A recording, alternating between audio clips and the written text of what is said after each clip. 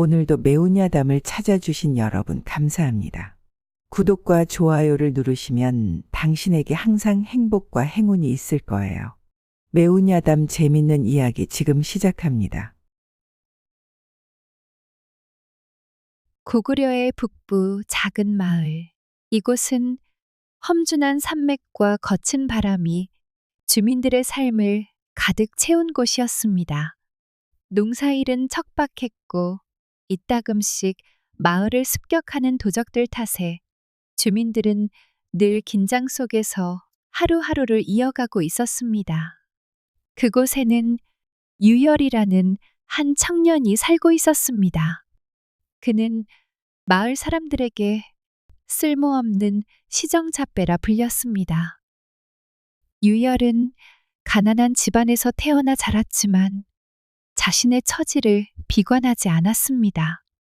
오히려 그는 그것을 자유의 핑계로 삼아 하루하루를 빈둥거리며 보냈습니다. 술과 여색, 그리고 마을을 떠도는 소일거리가 그의 전부였습니다. 그의 재산이라고는 낡은 옷과 허름한 신발뿐이었지만 그는 늘 자신감에 찬 얼굴로 사람들을 대했습니다. 사람들은 그런 그를 비웃었지만 유열은 아랑곳하지 않았습니다. 그의 타고난 입담은 사람들의 관심을 끌기에 충분했기 때문입니다. 어느 날 마을에 소문이 돌았습니다. 신광 가문에서 큰 연회를 연다더라. 이번에는 주변 고을의 귀족들도 다 모일 거래. 소문은 마을 사람들의 입을 타고 빠르게 퍼져나갔습니다. 신광 가문은 이 지역에서 가장 부유한 가문으로 그들의 연회는 늘 화제가 되었습니다. 신광 가문의 딸 신명은 그 집안의 중심에 있는 인물로 그녀의 고운 자태와 단아한 성품은 고을 안팎에서 화제가 되곤 했습니다. 유열은 연회 이야기를 듣고 입가에 미소를 지었습니다. 부자들이나 즐기는 연애라. 거기서 내 재주를 보여줄 기회가 생길지도 모르겠군. 그는 허름한 옷을 털고 연회가 열리는 신광 가문의 저택으로 향했습니다. 신광 가문의 저택은 고급스럽게 꾸며져 있었습니다. 입구에는 화려한 석등이 늘어서 있었고 저택 내부는 고운 비단과 금실로 장식되어 있었습니다. 연회장은 상류층 사람들로 가득 차 있었습니다. 귀족들과 학자들이 삼삼오오 모여 담소를 나누는 사이 중앙에는 신명이 서 있었습니다. 그녀는 단아한 옷 매무새와 위엄 있는 태도로 연회를 이끌고 있었습니다. 유열은 저택 안으로 들어서며 주위를 둘러보았습니다. 그는 자신을 경계하는 하인들의 시선을 무시한 채 당당히 걸음을 옮겼습니다. 그의 눈은 곧 신명에게로 향했습니다. 저 여자가 오늘 밤 내 목표군. 그는 혼잣말을 하며 신명 쪽으로 다가갔습니다. 저기요, 혹시 별을 보신 적 있으십니까? 유열은 신명 앞에 다가가 고개를 살짝 숙이며 말을 걸었습니다. 신명은 놀란 얼굴로 그를 바라보았습니다. 별이요? 이 연회에서 별 이야기를 꺼내다니 무슨 뜻인지요? 오늘 밤 제가 본 가장 빛나는 별은 바로 여기 서 있는 분이셨습니다. 유열은 장난기 어린 미소를 띠며 대답했습니다. 신명은 당황한 듯한 표정을 지었지만 그의 당당한 태도에서 눈을 뗄 수 없었습니다. 낯선 분이군요. 이 연회에 초대받은 손님이신가요? 초대장은 없지만 이처럼 멋진 자리에 구경꾼 하나쯤은 있어도 되지 않겠습니까? 유열은 여유롭게 웃으며 말했다. 신명은 그의 엉뚱한 대답에 어이없어 했지만 그의 당돌함이 이상하게 마음을 끌었습니다. 구경꾼이라면 조금 더 재미있는 이야기를 해보시지요. 이 연회가 허락한 시간 동안만이지만요. 그럼 시작해 보겠습니다. 제 이야기를 들으신다면 이 구경꾼이 단순한 구경꾼이 아니라는 걸 알게 되실 겁니다. 유열은 신명 옆에 앉으며 이야기를 풀어나가기 시작했습니다. 유열은 자신이 겪어온 경험과 떠돌이 생활의 이야기를 유쾌하게 풀어놓았습니다. 가난한 삶 속에서도 자신만의 방식으로 즐거움을 찾았던 일들, 술과 여색으로 얽힌 황당한 에피소드들, 그리고 그의 타고난 입담으로 많은 이들을 웃게 만들었던 순간들을 거침없이 이야기했습니다. 신명은 그의 이야기를 들으며 웃음을 터뜨렸습니다. 처음에는 그의 허세와 장난스러운 말투를 경계했지만 어느새 그의 진솔한 태도에 매료되고 말았습니다. 그는 단순히 가난을 운명으로 받아들이는 사람이 아니었습니다. 그는 세상과 타협하지 않고 스스로의 길을 개척하는 사람이었습니다. 당신은 정말 대단한 자신감을 가지셨군요. 그런 삶 속에서도 어떻게 그리 당당할 수 있는 겁니까? 신명이 물었습니다. 그건 세상이 제게 준 선물입니다. 비록 가진 것은 없지만 제 삶을 제가 주도할 수 있다는 것만으로도 충분하니까요. 유열은 미소 지으며 대답했습니다. 연회가 끝날 무렵 신명은 다시 유열에게 다가갔습니다. 당신은 어디로 떠날 예정입니까? 그녀가 물었습니다. 내 길은 늘 정해지지 않았습니다. 하지만 오늘 밤 내 길에 별 하나가 빛나 주었으니 오래 기억에 남을 겁니다. 유열은 부드럽게 대답했습니다. 그 별이 쉽게 사라지지 않을 수도 있겠군요. 신명은 미소를 지으며 말했습니다. 그날 밤 두 사람의 운명은 엮이기 시작했습니다. 유열은 신명의 마음에 불씨를 지폈고 신명은 자신을 가두던 틀에서 벗어나고자 하는 열망을 느꼈습니다. 그렇게 두 사람의 이야기는 새로운 길로 나아가기 시작했습니다. 그날 밤 신명 가문의 연회장은 아직 잔잔한 음악과 희미한 등불 아래 반짝이고 있었습니다. 귀족 손님들이 하나둘 자리를 뜨는 사이 유열과 신명은 정원으로 나섰습니다. 별빛이 그들의 머리 위를 수놓고 달빛이 은은히 두 사람의 얼굴을 비추고 있었습니다. 유열은 신명을 바라보며 낮은 목소리로 말을 건넸습니다. 아씨, 오늘 밤 별빛이 아씨의 얼굴을 질투하는 것 같습니다. 제가 보기엔 별보다 아씨가 더 빛나는 것 같군요. 그의 말투는 부드럽고 음성은 마치 파도처럼 끊임없이 이어졌습니다. 신명은 그를 바라보며 미소를 지었습니다. 당신의 혀는 참으로 뱀과 같군요. 사람을 매혹시키는 그 말을 어디서 배웠는지 궁금합니다. 그녀의 목소리에는 경계와 호기심이 섞여 있었습니다. 유열은 느긋한 웃음을 지으며 한 발 다가섰습니다. 뱀은 사람의 마음을 매혹시키지만 곰은 사람을 보호하지 않습니까? 저는 아씨를 매혹시키고 싶기도 하고 지켜드리고 싶기도 합니다. 아씨께서 허락하신다면 말입니다. 신명은 그의 대담한 말에 얼굴이 살짝 달아올랐지만 도망치지 않았습니다. 그녀는 자신도 모르게 유열의 태도와 말 속에 숨겨진 진실함에 이끌리고 있었습니다. 그가 내뿜는 자유로운 기운은 그녀의 마음속에 잠자던 감정을 깨우고 있었습니다. 유열은 손을 뻗어 신명의 손을 살며시 잡았습니다. 별이 지지 않는 이 밤, 저와 함께 걸으시겠습니까? 그의 손길은 부드러웠지만 그 안에 깃든 확신은 단단했습니다. 신명은 대답 대신 그의 손을 놓지 않았습니다. 두 사람은 정원을 따라 걸으며 서로의 이야기를 나눴습니다. 그들의 목소리는 바람 속으로 흩어졌지만 마음은 점점 가까워졌습니다. 어느 순간 유열은 걸음을 멈추고 신명을 바라보았습니다. 아씨, 제 눈앞에 있는 이 순간이 영원히 지속되었으면 좋겠습니다. 신명은 조용히 그를 응시하며 속삭였습니다. 당신의 말이 정말 사실이라면 그 영혼을 오늘 밤 잠시 느껴볼 수도 있겠군요. 유열은 조심스럽게 신명의 손을 이끌어 정원의 한켠으로 데려갔습니다. 달빛이 가득한 곳에서 두 사람은 서로를 마주 보았습니다. 그는 천천히 그녀의 손끝에서 어깨로 그리고 뺨으로 손을 옮겼습니다. 그의 손길은 곰처럼 부드럽고 단단했으며 그녀의 마음에 단단히 닿았습니다. 아씨, 제가 아씨께 바칠 수 있는 건 이 마음과 지금 이 순간뿐입니다.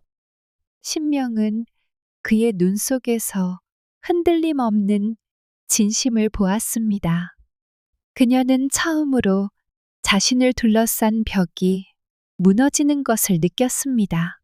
그럼 오늘 밤만큼은 당신의 마음을 믿어보겠습니다. 별빛 아래 두 사람은 천천히 서로를 향해 다가갔습니다. 유열의 입술이 신명의 이마에 닿을 때 그녀는 그의 품에 안겼습니다. 그의 팔은 마치 곰처럼 그녀를 감싸 안아주었고 그의 말은 뱀처럼 그녀의 마음속 깊은 곳까지 스며들었습니다. 그들은 말이 필요 없었습니다. 서로의 눈빛과 숨결 속에서 더 많은 것을 느끼고 있었으니까요. 달빛 아래 두 사람의 실루엣은 하나로 이어졌고 그 순간만큼은 세상의 모든 벽이 사라지는 듯 했습니다. 별이 지지 않는 그 밤, 두 사람은 서로의 온기를 나누며 마음을 열었습니다. 그들의 숨결은 서로의 귓가에 속삭이는 달콤한 노래가 되었고 그들의 손길은 아직 열어보지 않은 새로운 세계를 향한 약속이 되었습니다. 그 밤은 단순히 하나의 밤이 아니었습니다. 그것은 두 사람에게 새로운 시작을 알리는 밤이었고 그들의 운명을 하나로 묶는 밤이었습니다. 며칠이 지나도 유열은 그날 밤의 열기를 잊지 못했습니다. 그의 입에는 여전히 미소가 떠나지 않았고 마을 사람들에게 연신 떠벌리며 자랑하기 바빴습니다. 너희들 신명 아씨 알지? 그날 밤 나랑 함께 있었어. 나랑 말이야, 그 단아한 신명 아씨가. 유열은 마을 장터 한가운데에서 허세 가득한 목소리로 외쳤습니다.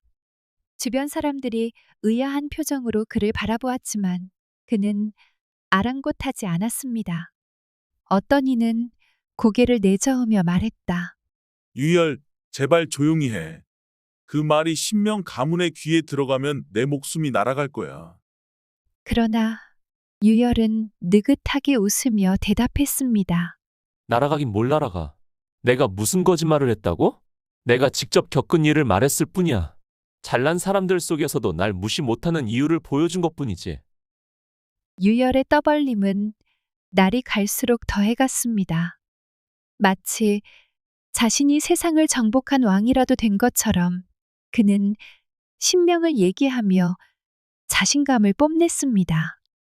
그러나 마을 사람들은 그의 행동에 불안감을 느끼기 시작했습니다. 신명 가문이 어떤 가문인지 모두 알고 있었기 때문이었습니다. 신명 가문은 고리 대금업으로 막대한 부를 쌓아 올린 집안이었습니다. 그들은 마을의 백성들에게 높은 이율로 돈을 빌려주고 갚지 못하면 재산과 토지를 빼앗았습니다. 마을 사람들은 그들의 횡포에 분노했지만 법은 신명 가문을 두둔했습니다. 그들의 돈과 권력이 법 위에 있다는 것은 누구나 아는 사실이었습니다. 유열, 멈춰야 해. 어느 날 장터에서 한 노인이 다가와 그의 팔을 붙잡았습니다. 그만둬. 지금 당장. 내가 떠벌리는 소문이 신명 가문의 귀에 들어가면 넌 살아남지 못할 거야. 신광 어른이 누군 줄 알고 그러는 거냐? 알죠. 신명의 아버지. 돈 좀 많고 무서운 사람이라면서요? 유열은 팔을 빼내며 대수롭지 않게 대답했습니다. 단순한 유지가 아니야. 그 사람은 내 목숨을 빼앗아도 아무도 뭐라 하지 못할 사람이야. 넌 지금 불 속에 발을 담그고 있는 거라고. 노인은 간절히 충고했지만 유열은 여전히 웃고 있었습니다. 결국 일이 터졌습니다. 신광은 마을에 퍼진 소문을 들었고 그의 얼굴이 단단히 굳어졌습니다. 그는 집안의 하인들에게 명령을 내렸습니다. 그놈을 잡아와라. 어디에서든 찾아내서 내 앞에 데려와. 그날 저녁 유열은 마을의 뒷골목에서 하인들에게 붙잡혔습니다. 그들은 아무런 설명도 없이 그를 신명 가문의 저택으로 끌고 갔습니다. 신광은 거대한 저택의 중앙홀에서 유열을 기다리고 있었습니다. 그가 앉아있는 의자는 마치 왕좌처럼 웅장했고 그의 눈빛은 칼날처럼 날카로웠습니다. 유열은 억지로 끌려와 신광 앞에 무릎을 꿇었습니다. 내가 그 소문을 퍼뜨린 놈이냐? 신광의 목소리는 낮고도 무겁게 울렸습니다. 유열은 고개를 들어 신광을 바라보며 억지로 미소를 지었습니다. 소문이라니요. 어른. 저는 사실만을 말했을 뿐입니다. 그게 무슨 죄가 되는지 모르겠습니다. 사실이라고? 신광의 목소리가 차갑게 떨렸습니다. 내 딸을 모욕한 것이 내 입에서 나온 헛소리라고 말할 기회를 줄 테니 똑똑히 말해라. 아니면 내가 내 혀를 뽑아 버릴 것이다. 어르신, 왜 화를 내십니까? 제가 말한 것은 그저 그날 밤에 있었던 일일 뿐입니다. 아씨께서 저와 함께 시간을 보내셨다는 것 외에 무엇이 문제란 말입니까? 유열은 끝까지 태연한 척했습니다. 신광은 그의 말을 듣고 더 이상 참을 수 없다는 듯 의자를 박차고 일어섰습니다. 이 망할 놈아, 내가 감히 내 집안을 모욕하다니. 그는 하인들에게 소리쳤습니다. 저 놈을 지하실로 끌고 가라. 오늘 밤 그의 혀가 얼마나 뱀처럼 잘 움직이는지 시험해 보자. 유열은 하인들에게 끌려가며 비명을 지르지 않았습니다. 그는 여전히 자신만만한 미소를 잃지 않았습니다. 그렇다고 내가 죽겠습니까? 나는 말입니다. 별을 사랑했던 사람입니다. 별이 다시 떠오를 때까지 기다릴 뿐입니다. 그의 말은 기괴할 정도로 차분했습니다. 그러나 신광의 저택 지하실에서 무슨 일이 벌어질지 아는 사람은 아무도 없었습니다. 유열이 이 상황을 어떻게 돌파할지 혹은 살아남을 수 있을지조차 불투명했습니다.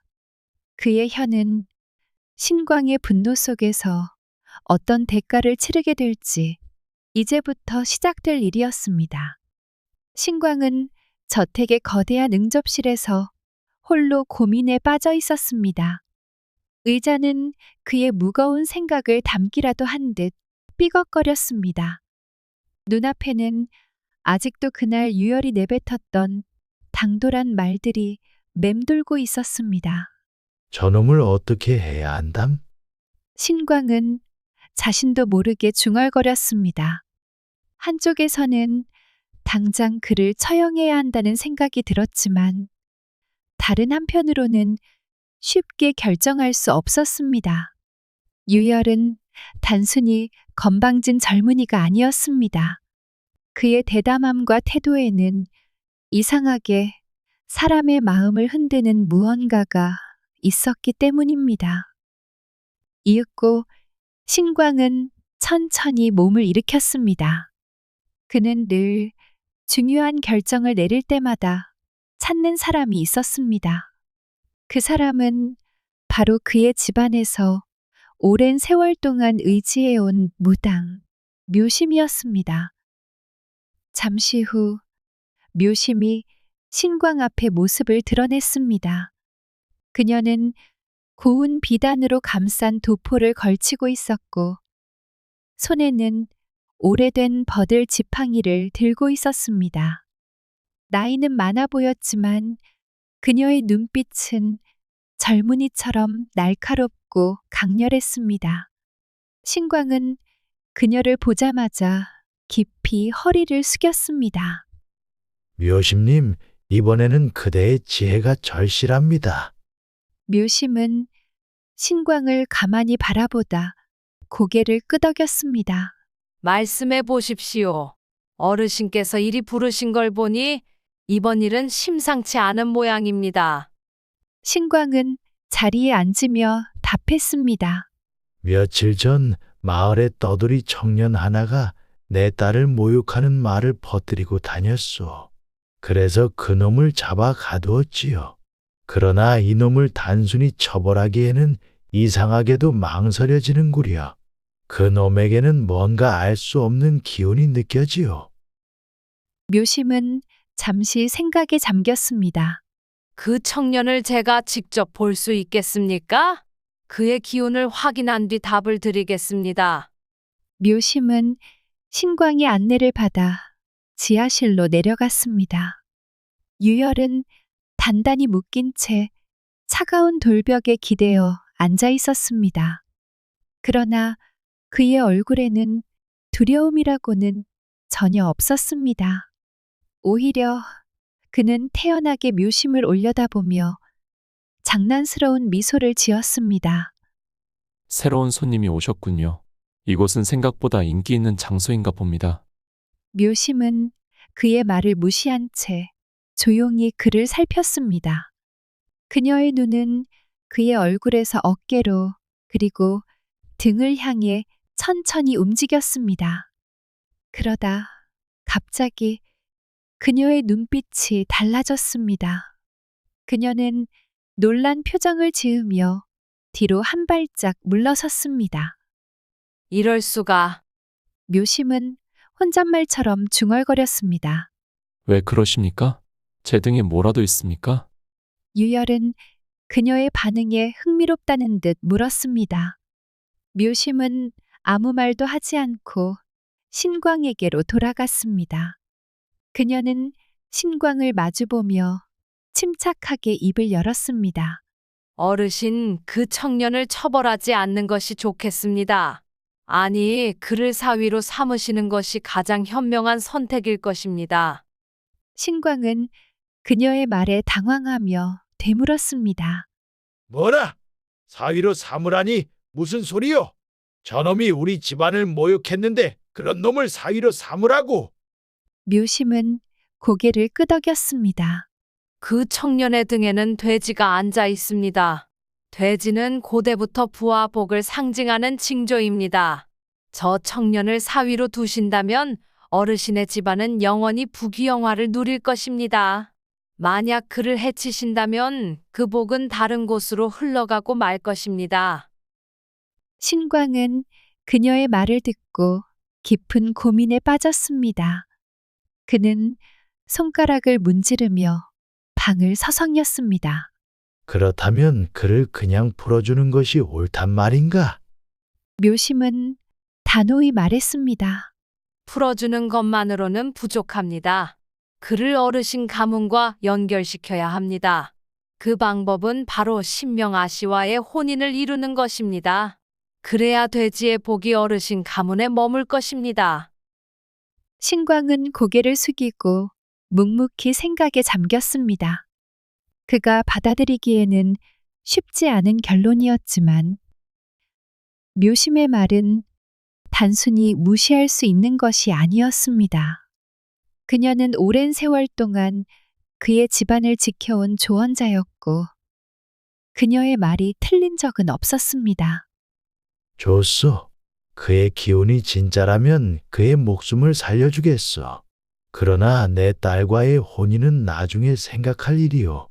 그놈의 진정성을 먼저 시험해 볼 생각이오. 묘심은 고개를 숙이며 조용히 자리에서 물러났습니다. 그날 밤 신광은 지하실로 하인을 보내 유열을 풀어주도록 명령했습니다. 유열은 지하실을 나서며 여전히 장난기 어린 미소를 잃지 않았습니다. 그러나 그의 등 뒤에서 신광은 굳은 얼굴로 그를 지켜보고 있었습니다. 저놈에게 복이 있다면 우리 가문에 그 복을 남겨야 할 것이다. 그렇지 않다면 이번에는 절대 놓치지 않을 것이다.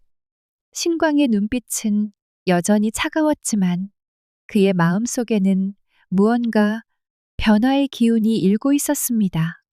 신광은 여전히 유열에 대한 신뢰가 부족했습니다. 그는 자신의 딸 신명을 불러 시험을 제안했습니다. 신명아, 내가 정말로 그 녀석과 혼례를 원한다면 조건이 있다.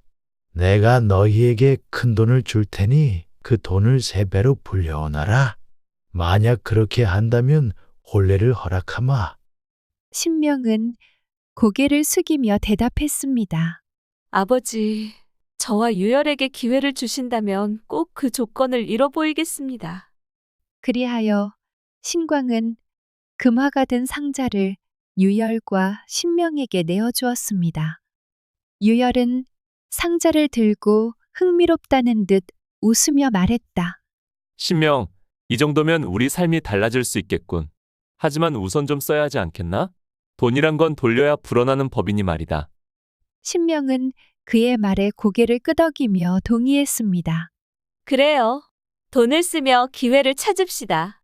아버지도 우리를 믿고 주신 돈이니 잘 해낼 수 있을 겁니다. 그러나 두 사람은 돈의 무서움을 알지 못했습니다. 돈이 손에 들어오자마자 두 사람은 마치 왕과 왕비가 된 듯 허세를 부리며 돈을 펑펑 쓰기 시작했습니다. 값비싼 옷과 술, 고급스러운 가구와 음식이 끊임없이 들어왔습니다. 그렇게 3달이 지나자 상자의 금화는 절반도 채 남지 않았습니다. 어느 날 신명은 텅 빈 금화 상자를 바라보다가 정신이 번쩍 들었습니다. 유열, 우리가 이대로 가다가는 아버지에게 혼례를 허락받기는커녕 모든 것을 잃을 거예요. 그녀는 초조하게 말했다. 유열은 여전히 느긋한 태도로 대답했습니다. 그럼 어쩌겠나? 돈을 불릴 수 있는 방법을 찾아야지. 신명은 잠시 생각하더니 말했다. 아버지가 했던 것처럼 고리대금을 시작해 봅시다. 아버지의 방식이라면 돈을 불릴 수 있을 거예요. 그리하여 두 사람은 고리대금을 시작했습니다. 유열은 자신의 입담을 활용해 사람들을 설득하며 낮은 이자로 돈을 빌려주기 시작했습니다. 신명은 자신의 미모를 이용해 신뢰를 쌓으며 고객들을 끌어모았습니다. 처음에는 일이 잘 풀리는 듯 보였습니다. 돈을 빌리려는 사람들이 몰려들었고 이자는 꾸준히 쌓였습니다. 하지만 욕심은 끝이 없었습니다. 더 많은 돈을 벌고자 했던 두 사람은 점점 더 높은 이자를 요구하기 시작했습니다. 그리고 돈을 갚지 못하는 이들에게 가혹한 조치를 취하기 시작했습니다. 빚을 갚지 못하는 이들의 재산을 몰수하고 심지어 그들의 자식들까지 노비로 팔아넘기기에 이르렀습니다. 그들의 탐욕은 마을을 넘어 주변 고을에까지 퍼졌고 백성들의 고통은 날로 커져갔습니다. 결국 이들의 악행은 평양성까지 상소문으로 올라가게 되었습니다. 젊은 남녀가 백성을 착취하여 당나라 상인에게 노비로 팔고 있다. 는 내용의 상소문은 왕의 귀에까지 들어갔고 고구려 왕은 분노했습니다. 이 악독한 자들을 잡아들여라. 그들을 당장 처형하고 그들에게 돈을 준 그 아비까지 벌하라. 왕의 명령이 내려지자마자 군사들이 동원되었습니다. 신광은 소식을 듣고 큰 충격에 빠졌습니다. 내 딸과 그놈이 이 지경까지 될 줄은 몰랐는데 이게 다 내 욕심 때문인가? 그는 자책했지만 이미 늦은 후였습니다. 자신에게도 처형 명령이 떨어졌다는 소문이 돌자 신광은 모든 것을 버리고 도망칠 준비를 했습니다. 그는 자신의 집안의 재산을 모두 팔아 짐을 꾸리고 몰래 저택을 떠났습니다. 한편 유열과 신명도 군사들에게 붙잡혀 끌려갔습니다. 두 사람은 여전히 서로를 원망하지 않았습니다. 우리가 잘못한 걸 인정합니다. 하지만 우리는 그저 아버지의 시험을 통과하고 싶었을 뿐이었습니다. 신명은 울며 말했다. 젊은 남녀가 군사들에게 끌려가던 날, 신명과 유열은 마지막으로 서로의 얼굴을 마주했습니다. 평양성 한복판. 그들의 머리 위에는 뜨거운 태양이 내리쬐고 있었습니다. 백성들은 두 사람을 손가락질하며 분노를 퍼부었지만 유열은 이를 묵묵히 견디고 있었습니다. 사형 집행관이 두 사람을 마지막으로 불렀습니다. 내 놈들 마지막으로 하고 싶은 말이 있다면 지금 말하라. 유열은 고개를 들어 신명을 바라보았습니다. 그의 눈에 담긴 건 그동안의 미소가 아닌 깊은 후회였습니다. 신명, 우리가 별빛 아래에서 함께했던 그날 밤을 기억하시오. 그 순간만큼은 진심이었습니다. 하지만 내 탐욕이 모든 것을 망쳤습니다. 내가 당신을 끌어들였고 내가 이 지경으로 만들었소. 내가 욕심을 부리지 않았다면 우리 둘 모두 이렇게 끝나지 않았을 것이오. 그의 목소리는 떨렸고 눈가에는 후회의 눈물이 맺혔습니다. 신명 또한 고개를 떨구며 눈물을 흘렸습니다. 유열, 우리 둘 다 죄를 지었습니다. 이제 더는 무엇을 말해도 소용없겠지요. 그저 다시 태어난다면 그때는 욕심 없는 삶을 살기를. 그들의 마지막 말이 끝나자 집행관은 칼을 높이 들었습니다. 두 사람의 비극은 그렇게 막을 내렸습니다. 신광은 도망치고 있었습니다. 자신의 딸과 유열이 처형되었다는 소식이 전해지자 그는 더는 자신의 마을에 머물 수 없었습니다. 자신의 저택을 버리고 얼마 남지 않은 금화 몇 상자만 들고 허겁지겁 떠났습니다.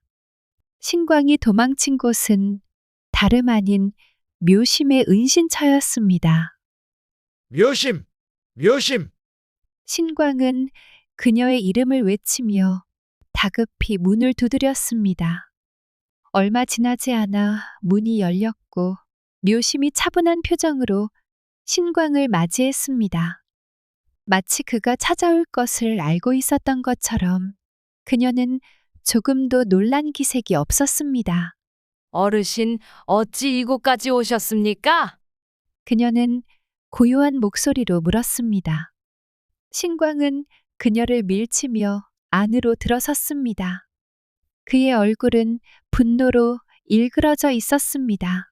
도대체 무슨 생각으로 그런 놈을 내 사위로 삼으라고 한 것이냐?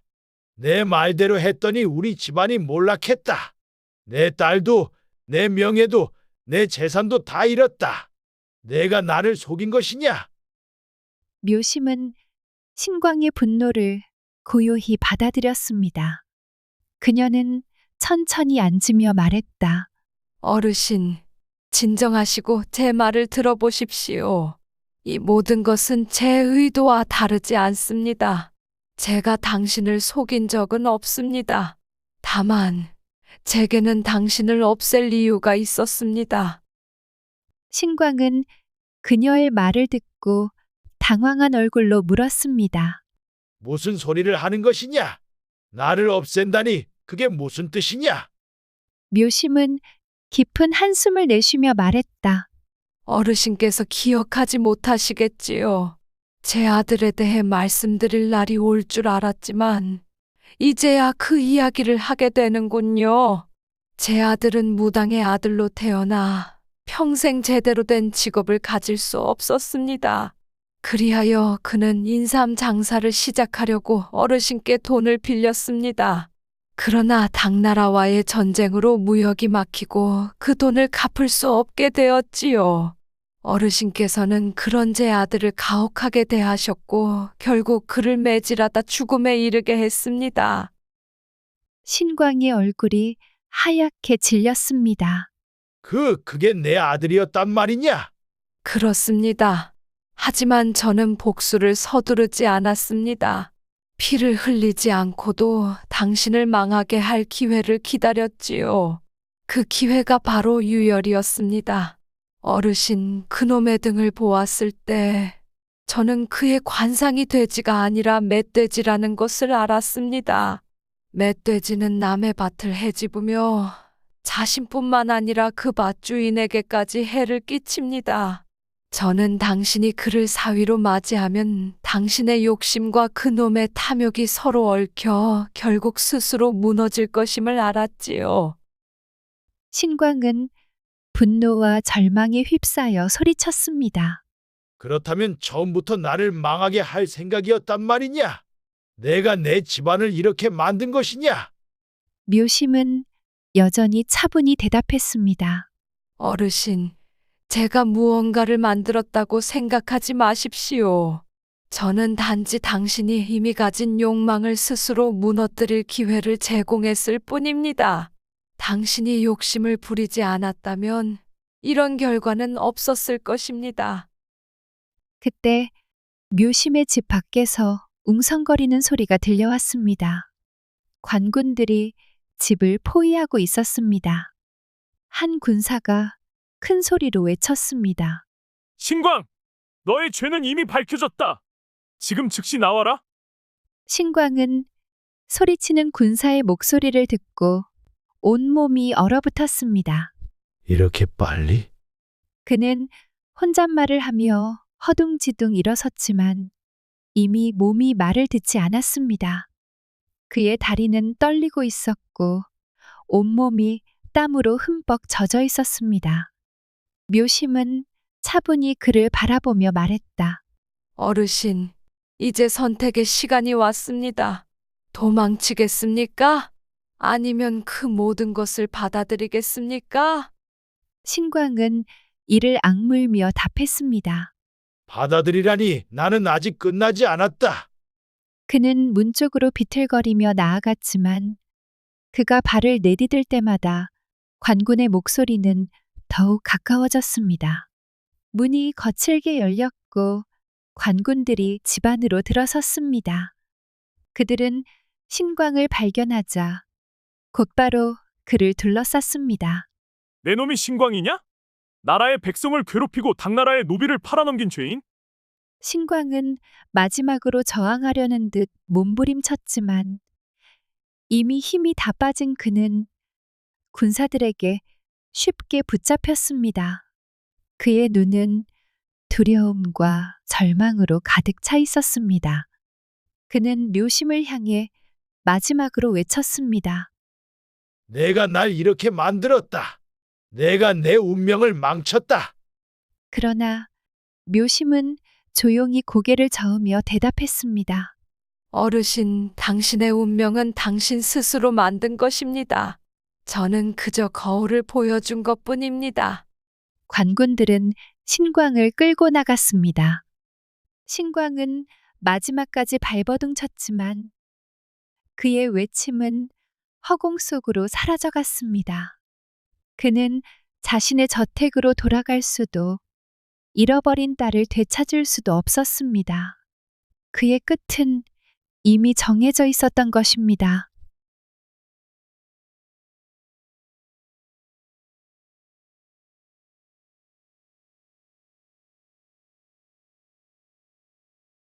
깊은 밤, 칠흑 같은 어둠이 윤희의 집안을 삼켰습니다.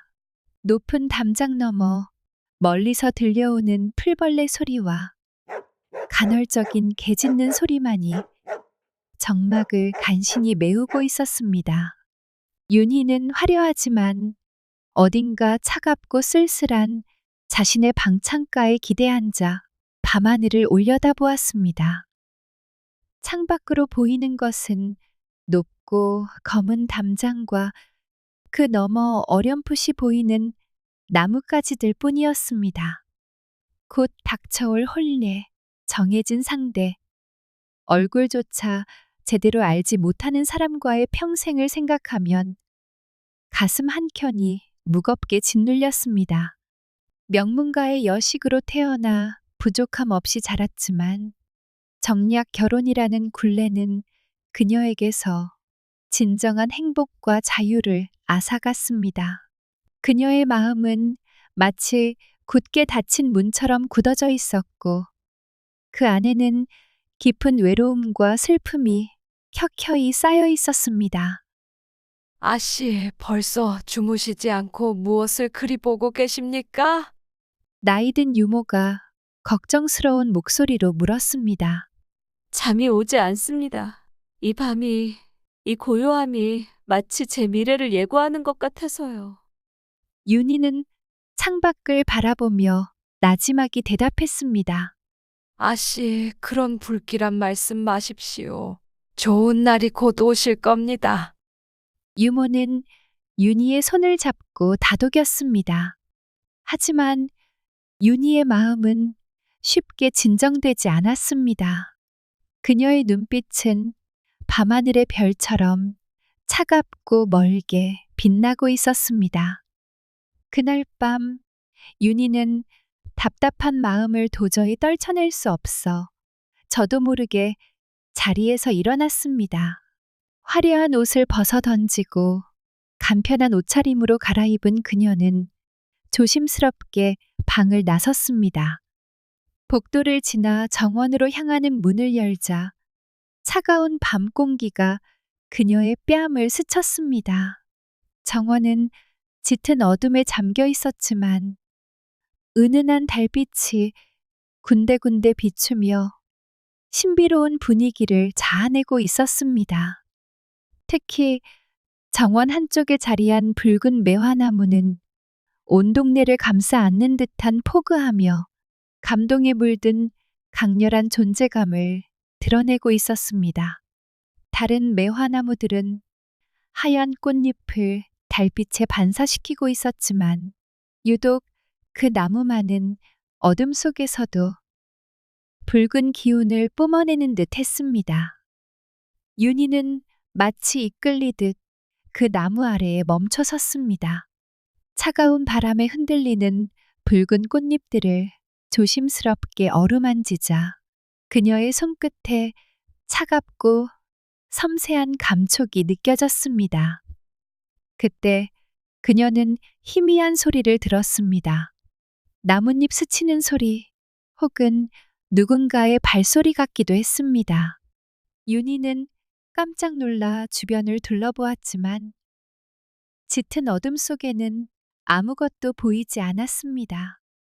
같은 시각, 집안의 외곽, 높은 담장 바로 아래에서는 이서가 훈련에 몰두하고 있었습니다. 그는 어둠 속에서 그림자처럼 날렵하게 움직이며 검술 연마에 온 정신을 집중하고 있었습니다. 그의 검은 마치 살아있는 듯 어둠을 가르며 날카로운 궤적을 그렸습니다. 바람을 가르는 검의 날카로운 소리만이 어둠 속에서 울려 퍼졌습니다. 그는 단순한 머슴이 아니었습니다. 그의 눈빛은 굳건했고 얼굴에는 깊은 슬픔과 분노가 서려 있었습니다. 과거 영모 사건에 휘말려 모든 가족을 잃고 홀로 살아남은 그는 복수를 맹세하며 고된 삶을 살아왔습니다. 살아남기 위해 그리고 복수를 이루기 위한 힘을 키우기 위해 그는 은밀히 무예를 연마해 왔습니다.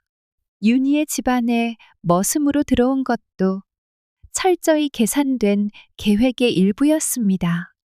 그는 때를 기다리고 있었습니다. 복수의 칼날을 갈며 숨죽여 기회를 엿보고 있었습니다. 그의 검끝은 마치 핏빛으로 물든 붉은 매화처럼 날카롭고 차가웠습니다. 훈련을 마치고 거친 숨을 고르던 이선은 무심코 정원 쪽을 바라보았습니다. 달빛이 구름 사이로 희미하게 새어나오는 밤, 붉은 매화나무 아래에 선 윤희의 모습이 그의 눈에 들어왔습니다. 그녀는 고요한 어둠 속에서 홀로 서 있었다.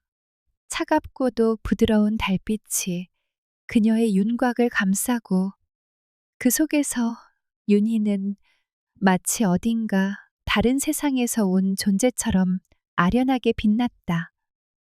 윤희는 붉은 매화나무에 손을 올렸습니다. 나무 껍질에 거친 감촉이 손끝에 닿자 그녀는 천천히 손을 아래로 내리며 매화나무에 자신의 체중을 실었고 외로움이 가득 담긴 한숨이 그녀의 입술에서 흘러나왔습니다. 그녀의 눈빛은 멀리 밤하늘의 별을 바라보는 듯 했지만 마음속 깊은 곳에는 고독과 한숨이 가득했고 마치 외로움을 덜어내려는 듯 그녀는 매화나무에 더 가까이 다가갔습니다. 어깨가 나무에 닿고 차가운 껍질이 뺨에 닿는 순간 그녀는 눈을 감았습니다. 그녀의 모습은 고통 속에서도 아름다웠다.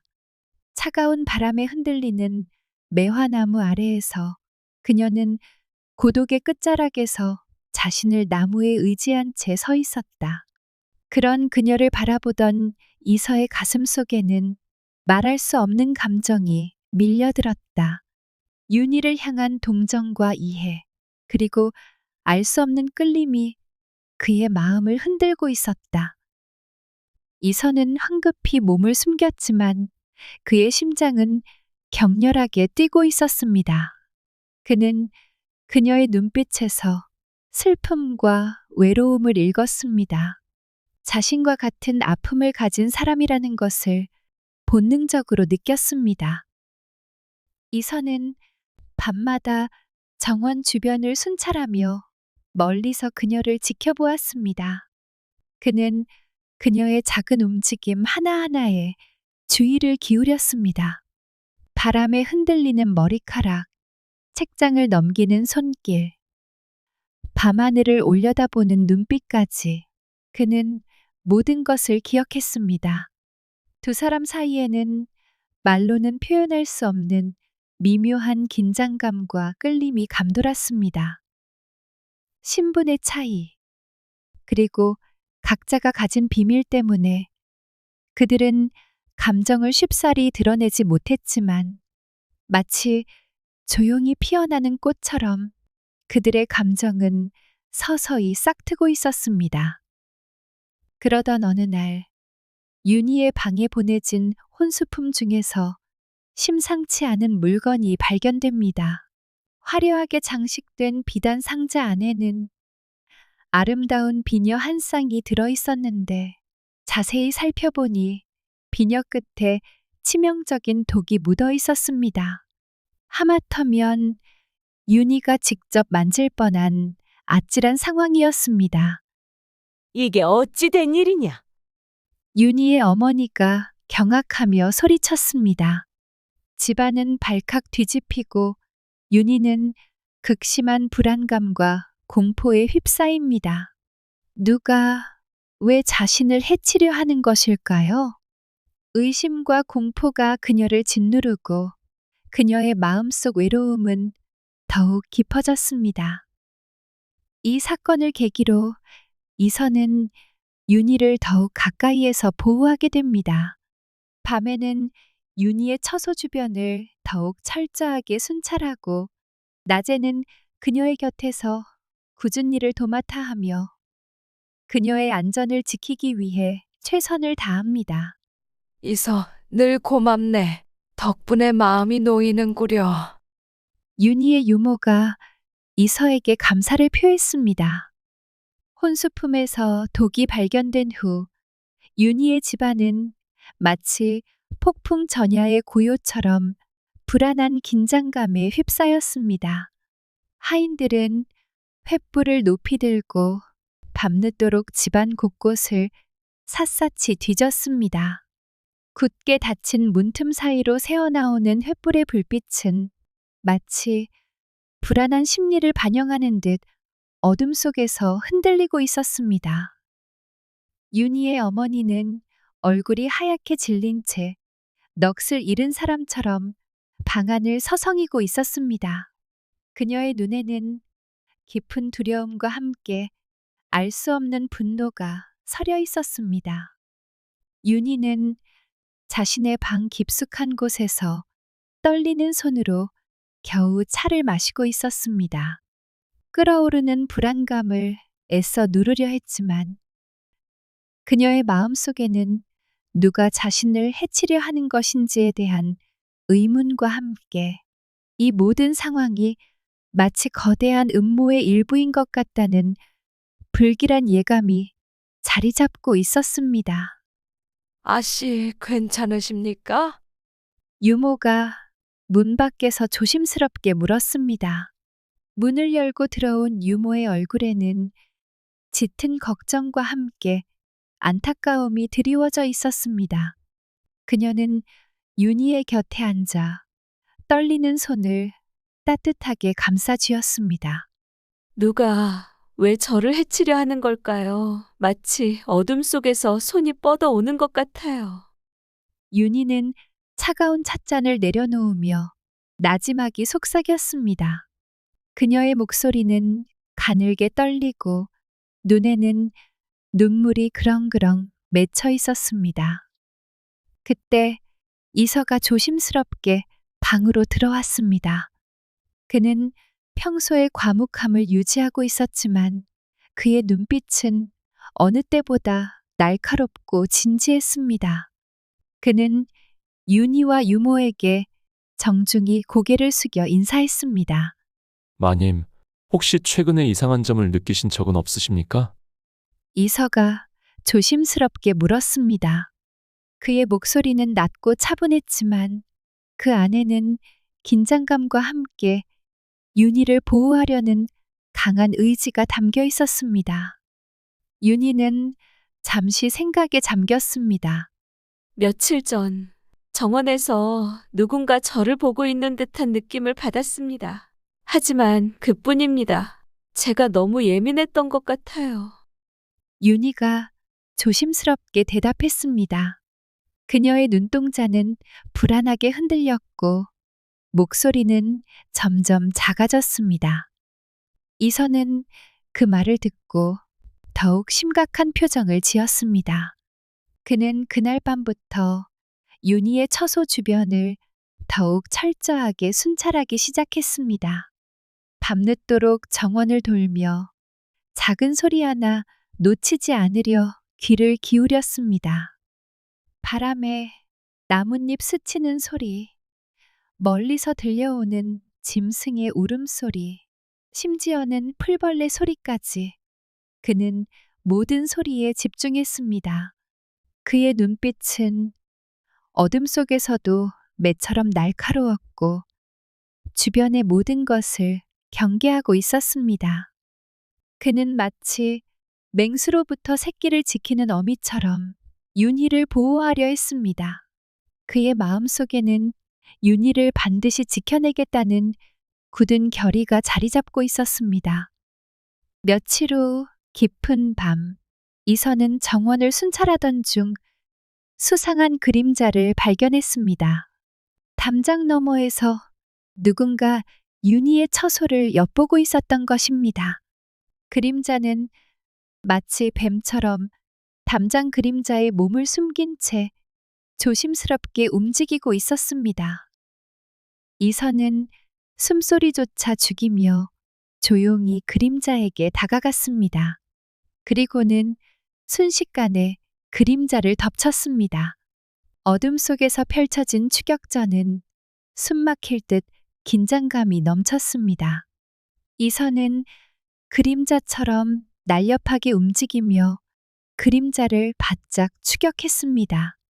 그의 발소리는 거의 들리지 않았습니다. 마치 어둠의 일부가 된 듯 했습니다. 그림자 또한 만만치 않았습니다. 능숙하게 담장을 넘나들며 이서를 따돌리려 했습니다. 격렬한 몸싸움 끝에 그림자는 담장 너머로 도망쳤지만 이서는 재빠르게 그의 옷자락 일부를 붙잡는 데 성공했습니다.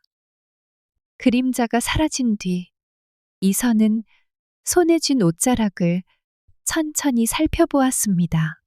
붉은 실로 정교하게 수놓아진 문양은 마치 날카로운 칼날을 형상화한 듯한 섬뜩한 기운을 뿜고 있었고, 그는 낯선 두려움과 불길한 예감을 느끼며 방에 들어온 이서는 조심스럽게 옷자락을 자신의 소지품 중 하나인 오래된 나무 상자 속에서 꺼낸 유품과 비교했습니다.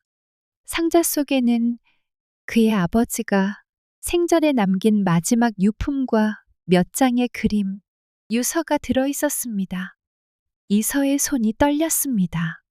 그가 펼친 한 장의 그림에는 방금 붙잡은 옷자락에 새겨진 것과 똑같은 문양이 그려져 있었던 것입니다. 문양은 이서의 기억 속에서도 선명히 남아 있었습니다. 어릴 적 그의 집안을 몰락시킨 음모의 중심에 섰던 자들이 쓰던 상징이었습니다.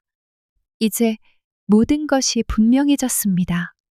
윤희의 집안을 위협하는 이 음모의 배후에는 자신의 가족을 파멸로 몰아넣은 세력이 있었다는 것을 그는 깨달았습니다. 이서는 그 속에는 아버지가 자신의 죽음을 예견하며 남긴 경고와 함께 복수의 단서를 기록해 두었던 문구가 적혀 있었습니다. 칼날의 문양을 따르는 자를 경계하라. 그들은 끝까지 탐욕으로 가득 찬 그림자와도 같다. 이서는 주먹을 꽉 쥐었습니다. 과거의 원한과 현재의 음모가 하나로 연결된 순간이었습니다. 그는 윤희를 위협하는 자들이 단순히 그녀의 집안을 노리는 것이 아니라 자신이 쫓고 있는 과거의 적과 깊이 연관되어 있음을 확신했고, 이서는 결연한 표정으로 칼자루를 쥐며 이제 그는 단순히 윤희를 지키는 것을 넘어 자신의 가족에게 얽힌 진실과 복수를 반드시 이루겠다는 결의를 다졌습니다. 그날 밤 이서의 마음속에서는 뜨거운 분노와 차가운 복수심이 뒤섞이며 그의 결단을 더욱 굳게 다졌습니다. 다음 날 아침 이서는 그 옷자락을 윤희에게 보여주었습니다. 마님, 이것을 보십시오. 어젯밤 수상한 자를 쫓다 얻은 것입니다. 그는 조심스럽게 옷자락을 윤희에게 건네며 상황을 설명했습니다. 윤희는 떨리는 손으로 옷자락을 받아들고 문양을 자세히 살펴보았습니다.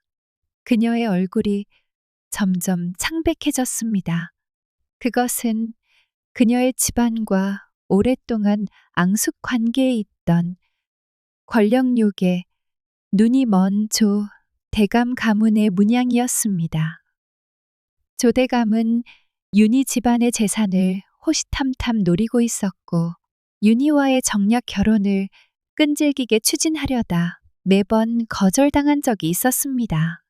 그의 집요함은 이미 집안 사람들 사이에서 악명이 높았습니다. 조 대감과 함께 왔던 하인 중 소매에서 똑같은 문양을 본 적이 있습니다. 아무래도 조 대감이 저에게 앙심을 품고 저를 죽이려고 하는 것 같아요. 윤희는 말을 잇지 못하고 옷자락을 꽉 쥐었습니다. 그녀의 눈에는 두려움과 함께 격렬한 분노가 동시에 서려 있었습니다. 그녀는 조 대감이 자신을, 그리고 자신의 집안을 얼마나 증오하는지 잘 알고 있었습니다. 이 사건을 통해 윤희는 자신을 노리는 세력이 단순한 개인적 원한이 아니라 집안 전체를 위협하는 거대한 음모의 일부임을 깨달았습니다. 그녀는 더욱 불안함을 느꼈지만 동시에 이서에 대한 믿음은 한층 깊어졌습니다. 어느 날 밤, 윤희는 처소를 지키고 있던 이서에게 조심스레 다가가 결연한 눈빛으로 말했습니다. 이서, 이제는 저도 당신과 함께 싸우겠습니다. 조 대감이 빼앗은 모든 것을 되찾아야 합니다. 이서는 그녀의 눈을 바라보며 고개를 끄덕였습니다. 마님, 저도 복수의 끝을 볼 준비가 되어 있습니다. 이제 당신과 함께 나아가겠습니다. 두 사람의 마음속에는 뜨거운 복수심이 타올랐습니다. 그들은 더 이상 두려움에 머물지 않고 음모의 중심에 있는 조대감을 향해 함께 싸울 것을 굳게 다짐했습니다. 이서는 날마다 복수를 위해 칼날을 갈았습니다. 그의 검은 어둠 속에서 빛났고 훈련에 몰두하는 그의 모습은 한치의 흔들림도 없었습니다. 한편 윤희는 조대감의 악행을 모으기 위해 낮에는 마을 곳곳을 돌아다니며 사람들의 이야기를 들었습니다. 밤이 되면 두 사람은 매화나무 아래에서 하루의 이야기를 나누며 서로의 결의를 다졌습니다. 그 시간 속에서 두 사람의 마음은 점점 더 가까워졌습니다. 보름달이 붉은 매화를 환히 비추던 밤, 윤희는 이서의 손을 조심스럽게 잡았습니다. 그의 거친 굳은 살이 손끝에 닿는 순간, 그녀는 그가 살아온 고단한 세월을 느꼈습니다. 이서는 그녀를 바라보다가 손을 빼내어 윤희의 두 뺨을 감쌌습니다. 그의 손은 여전히 거칠었지만 윤희에게는 그 손길이 누구보다 부드럽게 느껴졌습니다. 아씨, 당신은 제 어둠 속의 빛입니다. 그의 목소리는 낮고 떨렸지만 그 안에는 깊은 진심이 담겨 있었습니다. 그는 천천히 그녀의 눈을 바라보았습니다. 윤희의 눈동자는 달빛에 반사되어 반짝였고 그 안에는 두려움 대신 믿음과 애틋함이 가득했습니다. 망설임 끝에 이서는 천천히 그녀에게 입을 맞추었습니다. 그의 숨결이 윤희의 입술에 닿는 순간 그녀는 떨리는 손으로 그의 어깨를 잡았습니다. 두 사람의 몸은 자연스럽게 가까워졌고 윤희는 그의 품 안에서 안도감을 느꼈습니다. 이서 또한 그녀를 꼭 끌어안으며 자신이 그녀를 얼마나 필요로 하는지 절감했습니다. 주변은 고요했지만 매화 꽃잎이 바람에 흩날리며 그들의 사랑을 축복하듯 춤추고 있었습니다. 달빛은 두 사람을 부드럽게 감싸며 그들의 감정을 더욱 빛나게 만들었습니다. 그 순간 두 사람은 세상의 모든 고난과 복수를 잊고 오직 서로의 존재만으로 충만했습니다. 윤희는 눈을 감으며 속삭였습니다. 이서, 당신과 함께라면 어떤 어려움도 두렵지 않습니다. 이서는 그녀를 더욱 단단히 끌어안으며 대답했습니다. 아씨, 당신을 지키기 위해 저는 모든 것을 걸겠습니다. 달빛 아래에서 두 사람의 사랑은 더욱 깊어졌고 그들의 마음은 더할 나위 없이 하나로 엮였습니다. 이는 단순한 사랑이 아니라 서로를 의지하며 세상의 모든 역경을 함께 이겨내겠다는 굳은 맹세였습니다. 며칠 뒤 두 사람이 정원에서 이야기를 나누고 있을 때 멀리서 급박한 발소리가 들려왔습니다. 마님, 큰일 났습니다. 하인의 다급한 외침이 밤의 정적을 찢었습니다. 윤희와 이서는 동시에 소리가 나는 쪽을 돌아보았습니다. 숨을 헐떡이며 달려온 하인은 얼굴이 하얗게 질려 있었습니다. 조대감의 사람들이 들이닥쳤습니다. 집안 곳곳에 불을 지르고 있습니다. 윤희는 그 말을 듣자마자 얼굴에서 핏기가 가셨습니다. 그들이 우리보다 먼저 들이닥친 것입니다. 그녀는 이서의 얼굴을 바라보았습니다. 이서의 얼굴은 평소의 침착함을 잃지 않고 있었지만 그의 눈빛은 차갑게 빛나고 있었습니다. 그는 윤희를 보호하듯 그녀의 앞에 섰습니다. 마님, 제 뒤에 계십시오. 제가 반드시 마님을 지키겠습니다. 이서의 목소리는 낮고 단호했습니다. 그의 눈빛은 마치 전장에 나서는 장수처럼 강렬했습니다. 집안은 순식간에 아수라장이 되었습니다.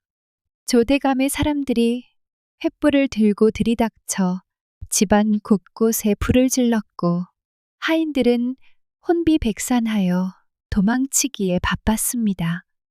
비명과 고함 소리, 타는 냄새와 매캐한 연기가 밤의 어둠을 가득 채웠습니다.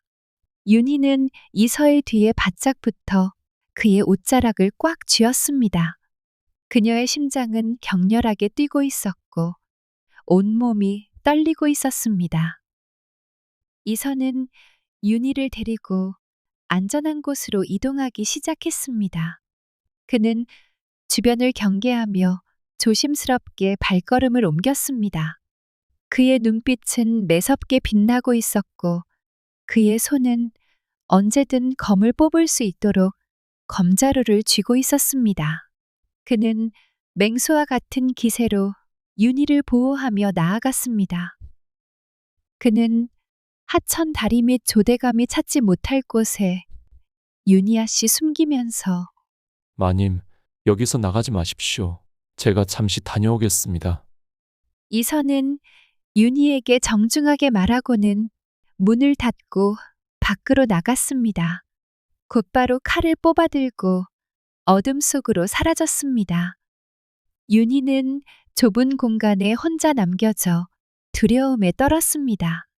밖에서 들려오는 칼 부딪히는 소리, 신음소리, 그리고 조대감 부하들의 발소리가 그녀의 심장을 옥죄었습니다. 이서가 제발 무사하길. 윤희는 그의 이름을 부르며 작은 목소리로 기도했습니다. 잠시 후 밖이 조용해졌다. 윤희는 조심스럽게 밖을 살펴보았습니다. 이서의 모습은 보이지 않았습니다. 이서야. 윤희는 그의 이름을 부르며 집안을 헤매기 시작했소. 불길은 점점 더 커져가고 있었으며 연기는 숨막힐 듯 했습니다. 마님, 문 뒤에서 들려온 목소리에 윤희는 놀라서 뒤를 돌아보았습니다. 거기에는 상처투성이가 된 이서가 서 있었으며 상처를 입은 그는 힘겹게 윤희를 향해 손을 뻗었다. 이서가 윤희를 떠날 수밖에 없었던 날, 그의 칼날은 이미 조대감의 무리들을 물리치며 피에 물들어 있었습니다. 그날 밤 이서는 더 이상 물러설 수 없다는 결단을 내리고 곧장 조대감의 집으로 향했습니다. 어둠 속에서 그는 조대감의 집에 침입해 복수를 감행하였습니다. 억울하게 희생된 자신의 가족과 윤희의 집안을 위협했던 이들에게 그가 품었던 분노는 칼끝으로 드러났습니다. 조대감의 집은 그의 복수로 인해 불길에 휩싸였고 그곳에 있던 자들은 이서의 칼날 아래 쓰러졌습니다. 그날 밤 그는 매화나무 아래에 다시 섰습니다. 붉게 물든 매화나무는 마치 그의 죄를 증언하듯 선명하게 빛나고 있었습니다. 윤희가 다가오자 이서는 고개를 떨구며 말했다. 마님, 저는 더 이상 마님의 곁에 있을 수 없습니다. 제 손에 묻은 피는 이제 씻을 수 없는 죄가 되었습니다. 저와 함께한다면 마님께 더 큰 불행이 닥칠 것입니다. 윤희는 그의 말을 듣고도 그를 붙잡으려 했습니다. 눈물을 머금고 간절히 외쳤습니다. 이서 가지 마십시오. 당신이 없으면 저는 살아갈 이유를 잃습니다. 당신이 없다면 저는 혼자가 됩니다. 이선은 그녀의 손을 잡고 떨리는 목소리로 대답했습니다. 마님, 저는 마님을 사랑합니다. 하지만 제 곁에 있는 것은 마님께 짐이 될 뿐입니다. 부디 저를 잊고 행복하시길 바랍니다. 그는 그녀의 눈물을 닦아주며 마지막으로 매화나무 아래에서 입을 맞추고 돌아서서 떠났습니다. 붉게 물든 매화나무는 두 사람의 슬픔과 이별을 그대로 품고 있었습니다. 몇 해가 흐른 뒤 윤희는 불타버린 집을 다시 지으며 매화나무 주변에 정원을 조성하였습니다. 매화나무는 여전히 그 자리에 서 있었고 그녀는 그 나무 주변에 아무도 다가오지 못하도록 정원을 단장했습니다. 매화나무는 윤희에게 그와의 추억이자 그의 흔적을 간직한 유일한 곳이었습니다. 어느 날 윤희는 매화나무 사이에 놓인 쪽지 하나를 발견했습니다. 조심스레 그것을 펼쳐 읽으며 그녀의 눈은 촉촉히 젖어갔습니다. 쪽지에는 익숙한 필체로 이렇게 쓰여 있었습니다. 마님, 걱정하지 마십시오. 저는 어디서든 마님을 지키고 있을 것입니다. 언젠가 다시 꼭 만나 뵐 날이 있을 것입니다. 그날까지 부디 건강하십시오. 이서. 쪽지를 읽는 순간 윤희는 더 이상 눈물을 참을 수 없었습니다. 그녀는 매화나무를 바라보며 속삭였습니다. 이서 당신이 어디에 있든 저는 기다리겠습니다. 다시 만나는 날까지 당신을 잊지 않겠습니다. 몇 해가 흐른 뒤 윤희가 사는 고을에 새로운 현감이 부임한다는 소식이 들려왔습니다. 마을 사람들은 새로 오는 현감에 대한 기대와 궁금증으로 들떠 있었고 윤희는 매화나무 아래에서 쪽지를 바라보며 문득 떠난 이서의 얼굴을 떠올렸습니다. 새 현감님이 참으로 인자하신 분이라 하더이다. 오늘 부임하신다니 길가로 나가보는 게 어떠하십니까? 유모의 말에 윤희는 고개를 끄덕이며 밖으로 나섰습니다. 마음 한구석에서 알 수 없는 설렘과 긴장감이 그녀를 사로잡았습니다. 사람들 사이에 섞여 길가에 선 윤희는 먼지 날리는 길 끝에서 행렬이 다가오는 것을 보았습니다. 말 위에 당당히 앉아있는 한 남자의 모습이 눈에 들어왔을 때 윤희는 숨을 멈췄습니다. 그의 얼굴은 너무도 익숙한 모습이었습니다. 이서, 그녀는 무심결에 그의 이름을 속삭였습니다. 말을 타고 다가오는 현감은 분명 이서였습니다. 시간이 흘렀지만 그녀의 기억 속에서 단 한순간도 희미해지지 않았던 그 얼굴이었습니다. 현감은 고을 사람들의 환영 속에서 말을 멈추고 주변을 천천히 둘러보다가 군중 속에 서 있는 윤희와 시선을 마주쳤습니다. 그의 눈빛은 깊고 단호했으며 그 안에는 그리움과 미소가 섞여 있었습니다. 윤희는 그와 눈을 마주친 순간 눈물이 차오르는 것을 느꼈습니다. 현감은 말에서 내려 그녀를 향해 천천히 걸어왔습니다. 윤희는 한 걸음도 움직일 수 없었고 그의 한 걸음 한 걸음이 마치 시간이 멈춘 듯 느리게 다가왔습니다. 가까이 다가온 그는 작은 목소리로 말했습니다. 마님, 오래 기다리셨습니까? 윤희는 아무 말도 할 수 없었고 눈물만이 그녀의 대답이었습니다. 이선은 조심스럽게 그녀를 바라보다가 다시 한번 말했습니다. 저는 이제 마님의 곁에 있을 수 있습니다. 더는 떠나지 않을 것입니다. 그날 매화나무 아래에서의 약속이 현실이 되는 순간이었습니다. 매화꽃은 붉게 피어나고 있었고 두 사람의 재회는 고을 사람들의 축복 속에서 새로운 시작을 알렸습니다. 이대감은 평생을 근검절약하며 살아온 인물이었습니다. 젊은 시절부터 가문의 기틀을 다지는 데 몰두하며 사치라곤 눈길조차 주지 않았지요. 그의 가문은 겉으로 보기엔 부유하고 품이 있었으나 이대감의 집안 내부에는 고요한 어둠이 자리 잡고 있었습니다. 그 어둠의 중심에는 과부가 된 며느리가 있었습니다. 그녀는 젊은 나이에 남편을 잃었지요. 한양에서 과거를 보러 갔던 남편이 호랑이에 물려 죽으면서 그녀의 삶은 돌이킬 수 없는 슬픔 속에 던져졌습니다. 며느리는 이대감을 정성껏 모시며 가문의 이름을 지키려 했지만 속으로는 끝없는 외로움과 고독에 잠겨 있었습니다. 며느리는 날마다 반복되는 고된 삶 속에서 위로를 찾고 싶어 했습니다. 그러던 어느 날 집안에 자주 드나드는 이대감의 오랜 친구 김대감과 눈이 마주쳤습니다. 김대감은 처음엔 이대감을 위로하기 위해 찾아왔지만 점차 며느리와 대화를 나누며 가까워졌지요. 두 사람은 서로의 상처와 고독을 나누며 은밀한 관계를 이어갔습니다.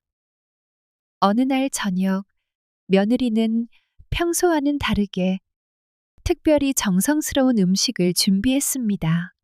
이대감은 그녀가 차려낸 밥상을 보며 흐뭇한 미소를 지었습니다.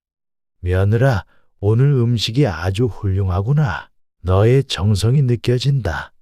아버님께서 항상 저를 아껴주시니 이 정도는 당연하죠. 며느리는 부드러운 미소로 대답했지만 그 속에 감춰진 의도를 이대감은 알 리 없었습니다. 이대감은 평소와 같이 저녁을 마치고 방으로 들어갔습니다. 오늘 저녁은 유난히 고요하고 편안하구나. 그는 이렇게 중얼거리며 이부자리로 몸을 뉘었습니다. 그러나 그의 평온은 오래가지 않았습니다. 어느 순간 이대감은 이상한 소리에 눈을 떴습니다. 방 안은 어둠으로 가득했지만 희미하게 두 사내의 형체가 보였지요. 검은 옷을 입은 두 명의 사내는 이대감의 침대 옆에 서 있었습니다. 누구냐? 여기까지 들어온 것이냐? 이대감은 당황하며 소리쳤습니다. 하지만 사내들은 아무런 대답도 하지 않았습니다. 대신 그들은 이대감을 조용히 바라보며 입을 열었지요. 이대감, 당신의 시간이 다 되었습니다. 우리와 함께 가셔야 합니다. 무슨 소리를 하는 것이냐? 시간이 다 되다니 내가 죽는다는 말인가? 이대감은 자리에서 벌떡 일어났습니다. 그 순간 사내들의 차가운 목소리가 이어졌습니다. 삶이 시작되면 끝도 있는 법이지요. 당신의 이름은 이미 저승의 명부에 적혀 있습니다. 이제 우리와 함께 가시지요. 아니, 이럴 수는 없다. 내가 죽으면 이 집안은 어찌 되겠소? 며느리는 아직 젊고 고달픈 삶을 살아가고 있는데 며느리를 두고 내가 떠날 수는 없소. 사내들은 무심한 표정으로 이대감을 내려다보았습니다. 이대감, 이는 당신이 피할 수 없는 운명입니다. 더 이상 거부하지 마십시오. 그 말이 끝나자 이대감의 주위가 흐릿해지기 시작했습니다. 그는 자신이 뭔가 거대한 힘에 이끌리는 듯한 느낌을 받았습니다. 어느새 그는 깊은 산길 위에 서 있었습니다. 산길은 안개로 가득했으며 주변엔 바람 소리만이 들려왔습니다. 여긴 어디요? 어찌하여 나를 이곳으로 데려온 것이오? 이대감은 저승사자들에게 물었지만 그들은 그저 앞으로 걸어갈 뿐이었습니다. 이대감이 저승사자들을 따라 깊은 산길을 걷고 있을 때였습니다. 차가운 안개가 산길을 덮고 바람 소리가 귓가를 스칠 무렵 어딘가에서 낯선 울음소리가 들려왔습니다. 제발 도와주세요. 이대감은 발걸음을 멈추고 귀를 기울였습니다. 울음소리는 분명 어린아이의 것이었지요. 그는 주위를 둘러보다가 저승사자들에게 물었습니다. 저 울음소리가 들리지 않소? 어린아이가 울고 있지 않소? 대체 무슨 일이란 말이오? 저승사자들은 잠시 고개를 갸웃거리며 귀를 기울였지만 그들의 표정은 변함이 없었습니다. 이대감, 당신은 이제 더 이상 이승의 일에 관여할 수 없는 몸입니다. 걸음을 멈추지 마십시오. 하지만 이대감은 쉽게 발을 떼지 못했습니다. 그의 가슴 속에서 무언가가 꿈틀거렸지요. 이보시오. 나는 이미 죽음을 받아들일 준비가 되었소. 하지만 내 목숨은 다해도 그 아이만은 살릴 수 있게 해주시오. 아직 살아갈 날이 많은 생명을 이렇게 내버려 둘 수는 없지 않소. 저승사자들은 잠시 서로의 눈을 마주치더니 한숨을 쉬며 대답했습니다. 당신의 말이 진심이라면 그 아이를 구할 시간을 드리겠습니다. 그러나 서두르십시오. 시간이 많지 않습니다. 이대감은 사내들의 말이 끝나기가 무섭게 울음소리를 따라 달리기 시작했습니다. 안개가 짙게 내려앉은 숲속을 헤치며 그는 울음소리가 점점 가까워지는 것을 느꼈습니다. 그리고 마침내 그가 도착한 곳은 깊은 구덩이였습니다. 구덩이 아래에는 어린아이 하나가 웅크리고 울고 있었습니다. 초라한 옷차림에 온몸은 진흙투성이었고 얼굴은 공포와 절망으로 일그러져 있었습니다.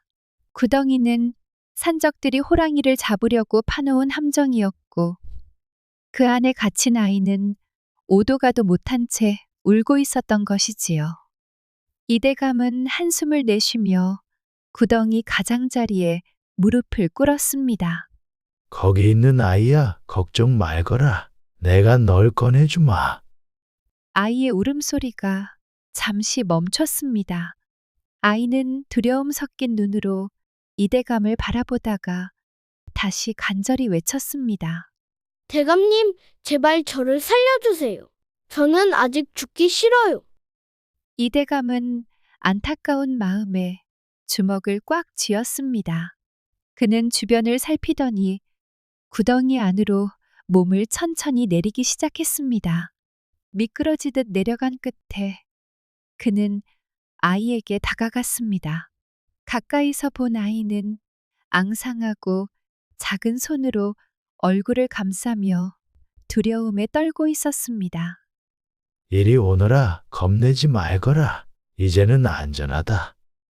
이대감은 부드러운 목소리로 말하며 아이를 품에 안았습니다. 그리고 힘겹게 구덩이 위로 올라오기 시작했지요. 그의 몸은 점점 무거워졌고 손바닥과 무릎은 구덩이 벽에 긁혀 피가 배어나왔습니다. 하지만 그는 멈추지 않았습니다. 마침내 그는 아이와 함께 구덩이 밖으로 나왔습니다. 아이는 그 순간 이대감의 품에서 얼굴을 파묻고 울음을 터뜨렸습니다. 감사합니다, 대감님. 정말 감사합니다. 이대감은 아이의 머리를 쓰다듬으며 나직이 말했습니다. 내 목숨은 다해도 너 같은 아이가 살아갈 수 있다면 그것으로 충분하다. 이제는 안전하니 울지 말거라. 아이는 울먹이며 고개를 끄덕였고 그의 손을 꼭 잡았습니다. 그 순간 이대감의 뒤에서 저승사자들이 조용히 다가오는 소리가 들렸습니다. 그들은 무표정한 얼굴로 그를 바라보고 있었습니다. 이제 다 하셨습니까? 이대감, 아이는 살렸으니 다시 우리와 함께 가셔야 합니다. 이대감은 저승사자들과 함께 산길을 걸어갔습니다. 저승으로 향하는 길은 점점 더 어둡고 고요해졌습니다. 발걸음 하나하나가 무겁게 느껴졌지만 그는 더 이상 저항하지 않았습니다. 구덩이에 갇힌 아이를 구해냈다는 것만으로도 그의 마음은 한결 가벼웠으니 이제는 자신의 운명을 받아들일 때라 생각했지요. 길 끝에는 거대한 관문이 서 있었습니다. 검은색 나무로 만들어진 관문은 음산한 기운을 뿜어냈고 문 위에는 뿔 달린 수호상이 날카로운 눈빛으로 아래를 내려다보고 있었습니다. 저승사자들이 관문 앞에 멈춰서더니 이대감을 돌아보며 말했다. 이대감, 이제 마지막 관문입니다. 이것을 지나면 당신은 더 이상 이승으로 돌아갈 수 없습니다. 이대감은 관문을 올려다보았습니다. 커다란 문은 굳게 닫혀 있었고 그 문을 넘으면 영원히 돌아갈 수 없는 길임을 직감할 수 있었습니다. 하지만 그는 담담히 고개를 끄덕였습니다. 나는 이미 각오했소. 더는 미련 두지 않겠소. 저승사자들은 서로를 바라보며 고개를 끄덕였고 한 명이 천천히 허리춤에서 명부가 적힌 두루마리를 꺼내 들었습니다. 두루마리를 펼친 저승사자는 손가락으로 이대감의 이름을 찾기 시작했습니다. 그러나 그들의 표정이 점점 이상해졌습니다. 이게 어떻게 된 일이지? 저승사자가 중얼거리며 두루마리를 다시 펼쳐 꼼꼼히 살폈지만 아무리 찾아도 이대감의 이름은 보이지 않았습니다. 그는 동료에게 두루마리를 건네며 물었습니다. 이대감의 명패가 사라졌어. 혹시 내가 보관한 쪽지에 적혀 있나 확인해 보게. 다른 저승사자는 주머니를 뒤지기 시작했지만 그곳에서도 이대감의 이름이 적힌 쪽지는 찾아볼 수 없었습니다. 그들은 당황한 기색을 감추지 못하며 서로를 바라보았습니다. 말도 안 돼. 분명 이대감의 이름은 명부에 적혀 있었는데 지금은 어디에도 보이지 않다니. 그들의 말에 이대감은 어리둥절했습니다. 그는 저승사자들을 바라보며 물었습니다. 도대체 무슨 일이 일어난 것이오? 내 이름이 왜 사라졌단 말이오? 저승사자들은 잠시 침묵하더니 그중 한 명이 차분히 대답했습니다. 이대감, 이는 우리가 설명할 수 없는 일입니다. 저승의 명부에서 당신의 이름이 사라진 것은 그 자체로 운명을 바꾼 일입니다. 이는 우리도 어찌할 수 없는 일이지요. 그럼 나는 어떻게 되는 것이오? 이대감이 물었습니다. 그의 목소리에는 혼란과 함께 희미한 희망의 빛이 섞여 있었습니다.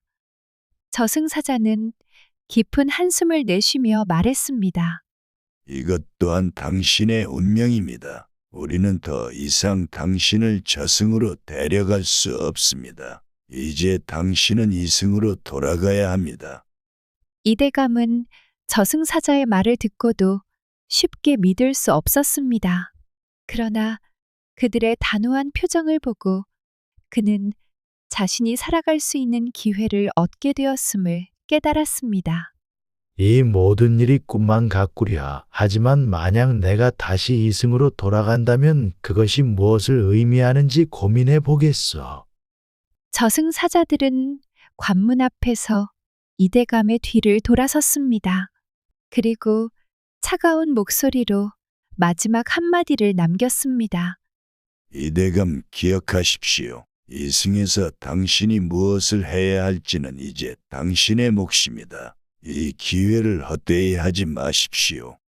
그 순간 이대감은 강한 바람이 자신을 휘감는 것을 느꼈습니다. 그의 몸이 빠르게 뒤로 끌려가는 것 같았고 주변은 빛과 어둠이 뒤섞인 혼돈 속에 휩싸였습니다. 그리고 눈을 떴을 때 그는 다시 자신의 방에 누워 있었습니다. 천장에는 익숙한 대들보가 보였고 창문 너머로는 아침 햇살이 비치고 있었습니다. 며느리는 복도를 서성거리며 안절부절 못했습니다. 머릿속은 복잡한 생각으로 가득 찼고 숨을 쉴 때마다 가슴이 조여오는 듯한 불안감이 엄습했습니다. 어떻게 된 거지? 독약이 분명히 효과를 발휘했어야 했는데 혹시 내가 양을 잘못 넣었던 건가? 아니야, 그럴 리 없어. 김대감과 그렇게 철저히 준비했는데. 그녀는 자신을 진정시키려 했지만 그럴수록 불길한 예감이 더 강하게 밀려왔습니다. 서둘러 그녀는 외부 손님을 맞이하는 행랑채로 향했습니다. 김대감을 불러야 했으니까요. 그 시각 이대감은 방 안에서 천천히 일어나며 며느리의 행동을 되새기고 있었습니다. 그녀가 보여준 과한 놀람과 공포는 아무리 생각해도 자연스럽지 않았습니다.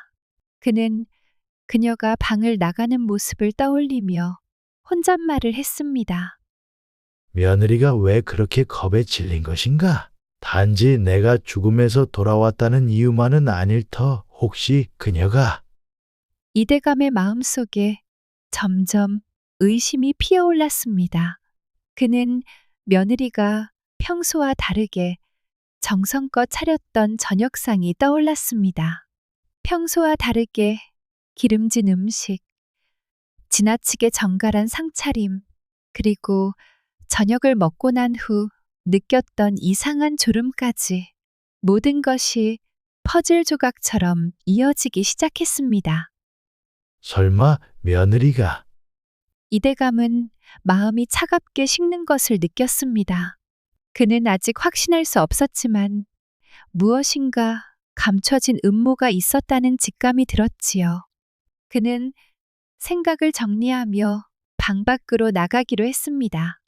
이제는 자신이 직접 확인해야 할 때라고 생각했습니다.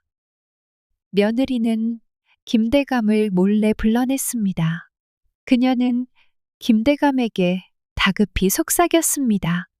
대감께 큰일이 났어요. 이대감이 살아 돌아왔습니다. 김대감은 이대감의 며느리 말을 듣고 처음엔 무슨 소리인지 이해하지 못한 표정을 지었습니다. 뭐라고? 그럴 리가 없지 않소. 독약은 틀림없이 효과가 있어야 했는데. 그게 문제라니까요. 제가 독을 분명히 음식에 섞었어요. 그런데 이대감께서 지금 아무 일 없다는 듯 방에서 걸어 나오셨다고요. 마치 아무 일도 없었던 것처럼요. 김대감의 얼굴이 굳어졌습니다. 그는 무언가를 곰곰이 생각하는 듯 눈을 감고 말을 이었습니다. 이것이 혹시 하늘의 경고일 수도 있어? 우리가 감히 하늘의 뜻을 거스르려 한 것인지도 모르오. 경고라니요? 며느리는 다급하게 속삭였습니다. 그런 걸 생각할 때가 아니에요. 이대로라면 우리 둘 다 들킬 거예요. 아버님께서 우리가 한 짓을 알아채신다면 그땐. 그 순간 두 사람의 대화는 뒤에서 들려오는 목소리에 의해 끊겼습니다. 뭘 들킨다는 말이냐? 김대감과 며느리가 고개를 돌리자 이대감이 행랑채 입구에 서 있었습니다.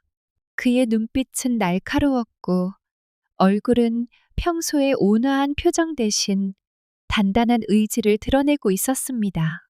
그는 천천히 그들에게 다가가며 말을 이어갔습니다. 내가 돌아온 것을 보더니 둘이서 이런 한밤중에 몰래 만나는 이유가 대체 무엇이냐? 김대감은 순간 당황했지만 빠르게 표정을 정리하며 대답했습니다.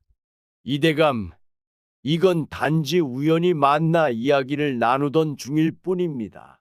너무 걱정 마시지요. 그러나 이대감은 그의 말을 쉽게 믿지 않았습니다. 그는 천천히 며느리와 김대감을 번갈아 바라보며 의심 가득한 목소리로 물었습니다. 며느라, 내 얼굴이 어째서 그리 창백한 것이냐? 방금 전까지도 겁에 질린 듯 보였는데 나에게 무언가 숨기고 있는 것이 있느냐? 며느리는 고개를 숙이며 떨리는 목소리로 대답했습니다. 아니옵니다. 아버님, 그런 것이 아니옵니다. 저는 그저 그녀의 말을 끊으며 이대감은 단호히 외쳤습니다. 더 이상 거짓말은 하지 말거라. 너희 둘이 나를 죽이려 했던 것이 아니더냐?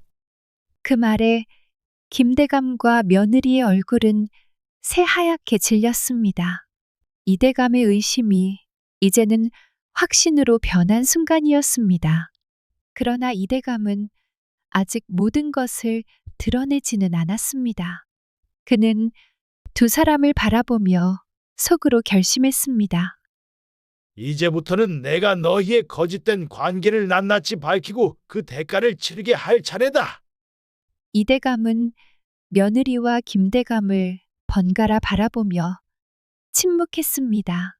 그 침묵은 차갑고 무거웠으며 두 사람의 숨소리마저 얼어붙게 만들었습니다.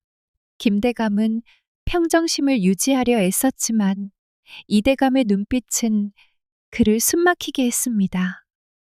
대감, 너무 과하게 생각하시는 것 아닙니까? 김대감이 침착한 목소리로 말했지만 그 속에는 불안이 숨어 있었습니다. 저와 며느리가 한밤중에 만난 것은 단지 우연입니다. 그 이상도 이하도 아니지요. 우연이라. 이대감은 그의 말을 천천히 되뇌며 미소를 지었습니다.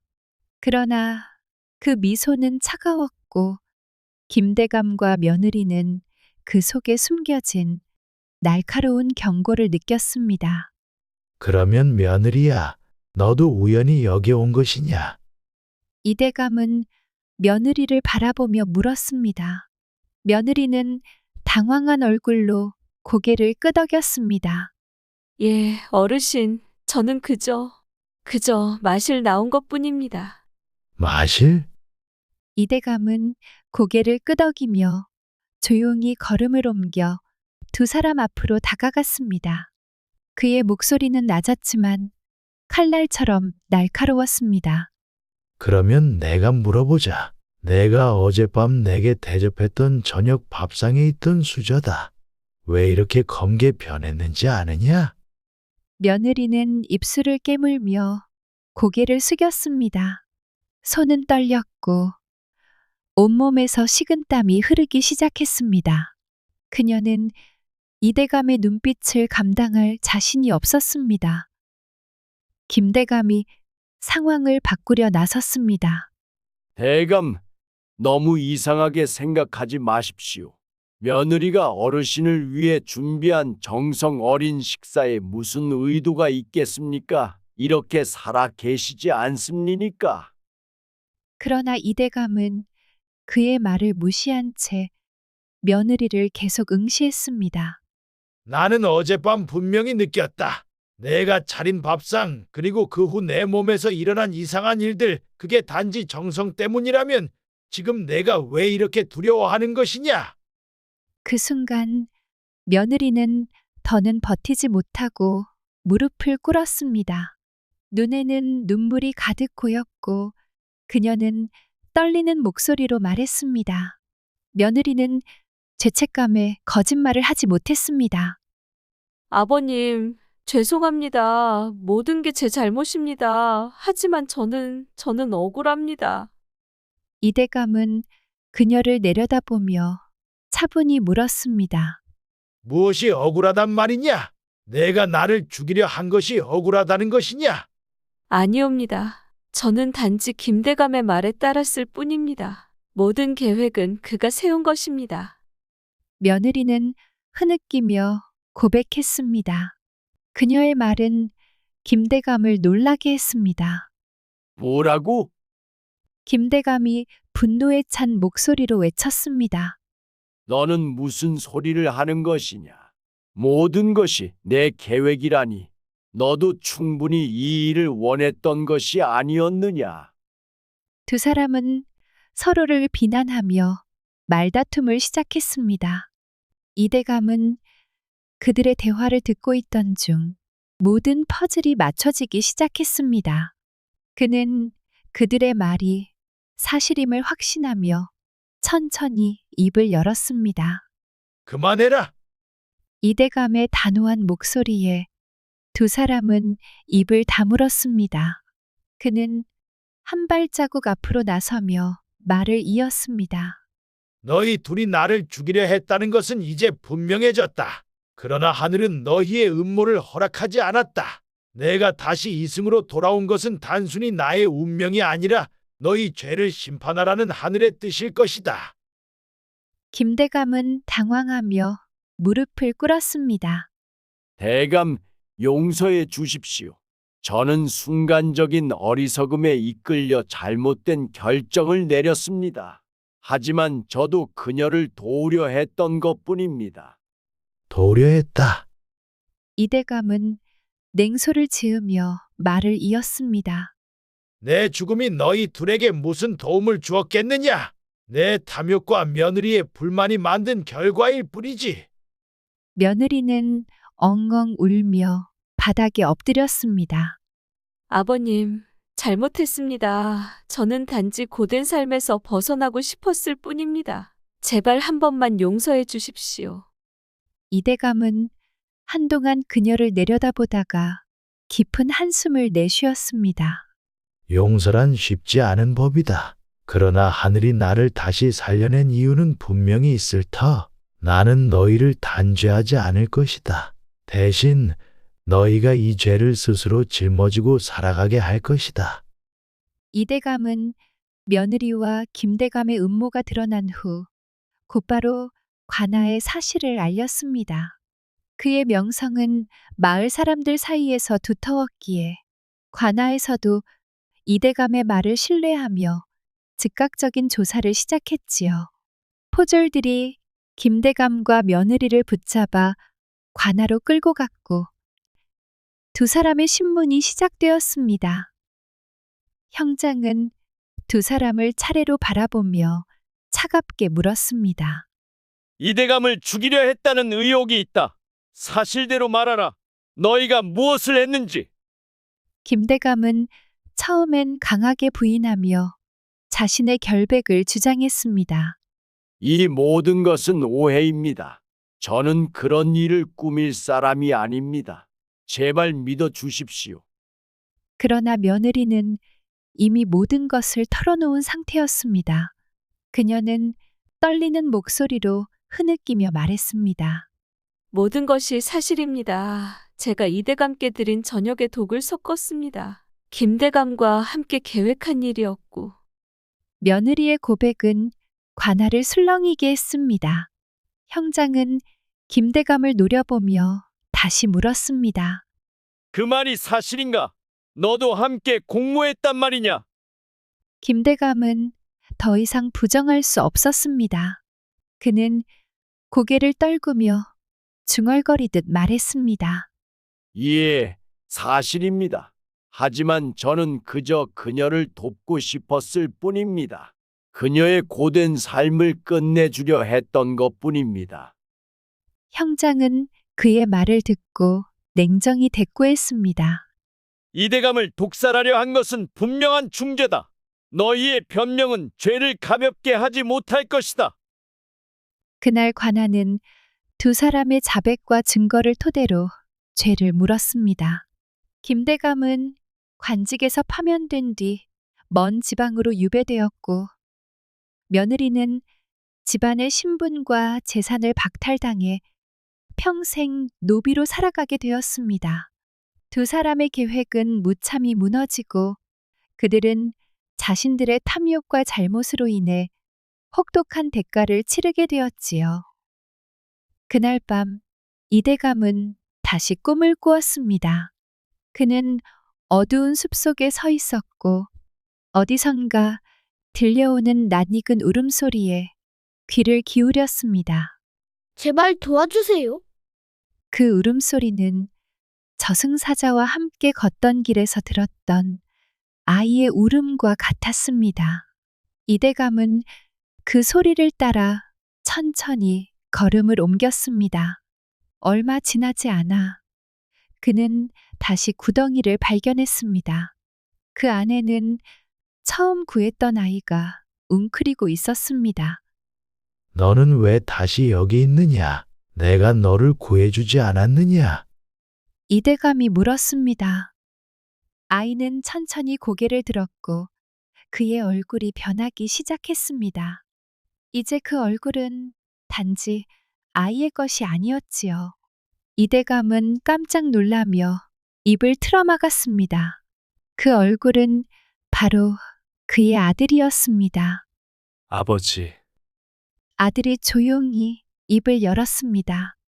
아버지께서 저를 구해주셨던 그날, 저는 단지 아이의 모습으로 남아있던 영혼이었습니다. 호랑이에 잡혀 떠난 뒤에도 아버지를 잊을 수 없었습니다. 이대감은 떨리는 목소리로 물었습니다. 그러면 처음 구덩이에서 만났을 때 내가 아들은 고개를 끄덕이며 진실을 말했습니다. 예, 아버지. 저는 그때 저승사자들이 아버지의 명패를 가져가는 것을 보았습니다. 아버지를 이승에서 데려간다는 사실에 견딜 수 없었지요. 저는 효도하지 못하고 아버지보다 먼저 떠난 것이 불효라고 생각했습니다. 그래서 아버지의 명패를 훔쳐 도망쳤습니다. 이대감은 놀라움과 감동이 뒤섞인 표정으로 아들을 바라보았습니다. 그게 바로 저승사자들이 내 이름을 찾지 못했던 이유란 말이냐? 내가 그런 위험을 감수하면서까지. 아들은 미소를 지으며 대답했습니다. 저는 아버지를 위해 무엇이든 할 수 있었습니다. 하지만 이것이 우리 가족의 운명을 바꾼 것이지요. 아버지는 이제 이 이승에서 남은 삶을 충실히 살아가셔야 합니다. 그것이 아버지가 하늘로부터 받은 두 번째 기회입니다. 이대감은 천천히 눈을 떴습니다. 이마에는 땀이 맺혀 있었고 손은 그의 이부자리를 꽉 붙잡고 있었습니다. 그는 숨을 고르며 창문 너머로 비치는 아침 햇살을 바라보았습니다.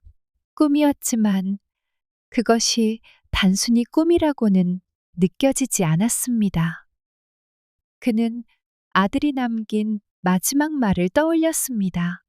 아버지, 저는 항상 곁에서 아버지를 지켜보겠습니다. 이제는 아버지께서 저를 위해 살아갈 차례입니다. 이대감은 눈물을 흘리며 자리에서 일어났습니다.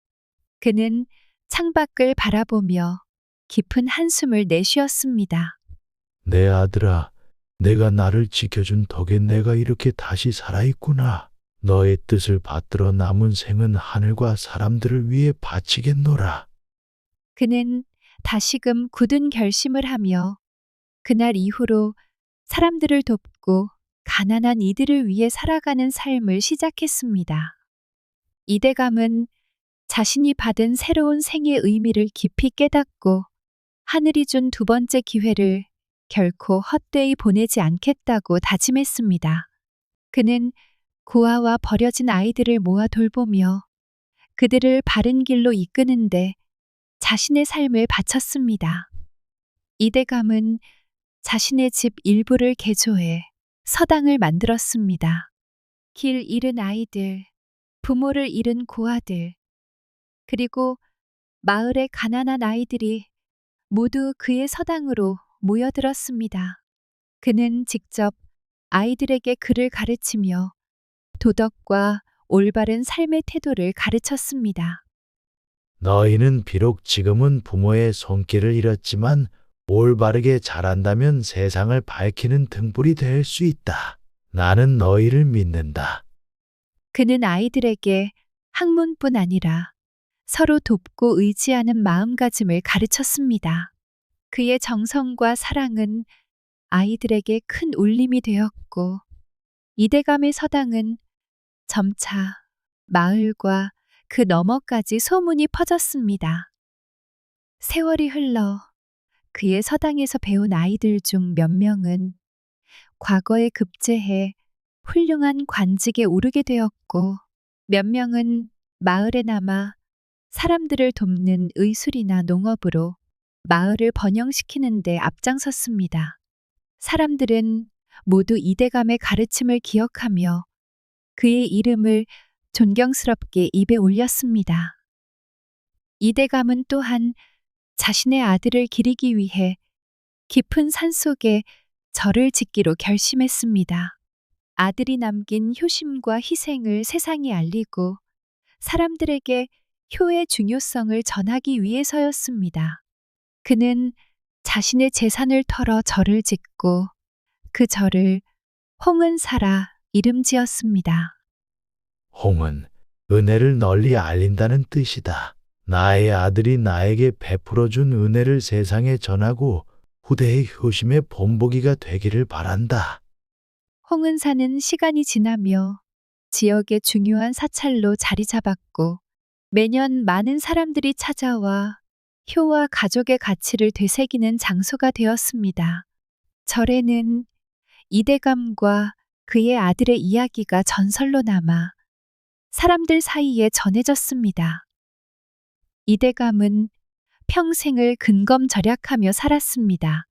그러나 그 절약은 더 이상 자신을 위해서가 아니라 주변의 가난한 사람들과 아이들을 돌보는 데 쓰였지요. 그는 항상 겸손한 자세로 말했습니다. 내 삶은 나 혼자 사는 것이 아니다. 하늘이 준 기회로 내가 받은 은혜를 세상에 돌려주는 것뿐이다. 그는 아들의 제사를 매년 정성껏 지내며 말했습니다. 내 아들아, 내가 나를 위해 보여준 효심과 희생을 잊지 않는다. 나는 내 뜻을 이어가고 있으니 하늘에서 평안히 나를 지켜보아라. 세월이 지나 이대감이 세상을 떠난 뒤에도 그의 이름은 오랫동안 사람들의 기억 속에 남았습니다. 그의 서당과 홍은사는 마을 사람들에게 교육과 정신적 위안을 주는 상징이 되었고 사람들은 해마다 절을 찾아 이대감의 효심과 선행을 기렸습니다. 그의 이야기는 전설로 전해졌습니다. 고아와 가난한 이들을 돕고 효심으로 절을 세운 이대감의 삶은 수많은 사람들에게 영감을 주었고 그의 이름은 세상을 밝히는 등불처럼 남아 사람들의 마음 속에 빛나고 있었습니다. 즐거우셨다면 구독과 좋아요 댓글 부탁드립니다. 매운 야담, 더 매운 이야기로 다시 돌아오겠습니다. 지금까지 매운 야담이었습니다. 즐거운 하루 보내세요.